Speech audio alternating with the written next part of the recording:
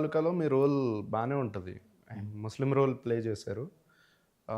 I think Rao Ramesh గారు మీ hero love ట్రాక్కి link చేస్తా మీకు చెప్తారు కదా. అవును. ఐ మీన్ మిమ్మల్ని కూడా ఏదో అడుగుతారు అక్కడ. అవును, అడుగుతారు. చాలామంది ఉంటారు అక్కడ, చుట్టూ చాలామంది జనాలు ఉంటారు, ఆర్టిస్టులు ఉంటారు. అంతమందిలో మీకే డైలాగులు దొరికినాయి. అవును, నాకే దొరికింది యాక్చువల్ లక్కీగా. ఇది కూడా ఒక డిఫరెంట్ ఇన్సిడెంట్. సేమ్ వరల్డ్ కావాలని ఎలా జరిగిందో అనుకున్న క్యారెక్టర్ ఒకటి, చేసింది ఒకటి కదా. సో ఇక్కడ కూడా ముందు అనుకున్నారు క్యారెక్టర్ ఏంటి?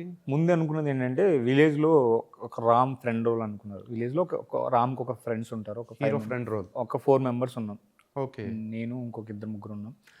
సో నన్ను ఫ్రెండ్ రోల్ అనుకున్నారు ముందుగా. అది యాక్చువల్లీ చెప్పాలంటే అందులో అనుకున్నది ఒక హిందూ నార్మల్ క్యారెక్టర్, హిందూ అనేం కాదు, నార్మల్ క్యారెక్టర్ తీసుకున్నారు.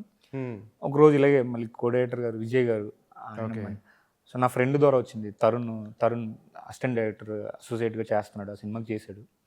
సో అతను రమ్మంటే వెళ్ళి ఆడిషన్ ఇచ్చా, అలా వచ్చింది ఆ రోలు.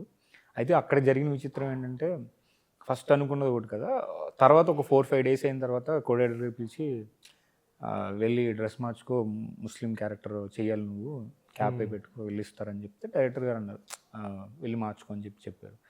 సో నాకు అర్థం కదా, ఇదేంటి ముస్లిం క్యారెక్టర్ అంటున్నారు ఏంటి 4 రోజులు, నాకు అర్థం కదా. సరే ఇవి వేసుకుని వచ్చాను.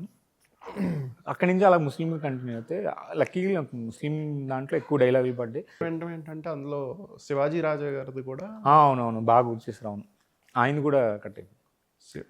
అంత సీనియర్ ఆర్టిస్ట్ ఆయన, మళ్ళీ సీనియర్ ఆర్టిస్టే, బట్ కానీ సినిమాలో అంటే director end of the day director vision కదా.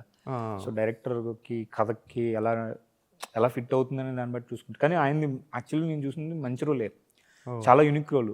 ఎలా ఉంటుంది ఆయన రోల్?